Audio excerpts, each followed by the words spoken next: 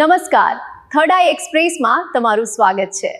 મારી ચેનલને like, share અને સબસ્ક્રાઇબ કરશો। તળાજા શહેરના વાવચોક વિસ્તારમાં ટ્રાફિક જામની સમસ્યા યથાવત।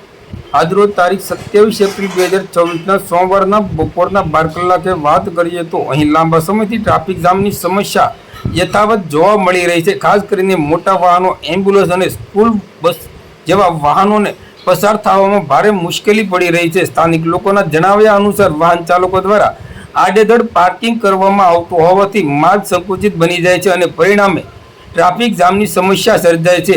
આ સમસ્યા માત્ર વાહન ચાલકો માટે જ નહીં પરંતુ ઇમરજન્સી સેવાઓ માટે પણ ચિંતાજનક બની છે। હવે મહત્વનું છે કે તંત્ર આ મામલે શું પગલાં લે છે અને શહેરજનોને ટ્રાફિક સમસ્યાની ક્યારે રાહત મળે છે।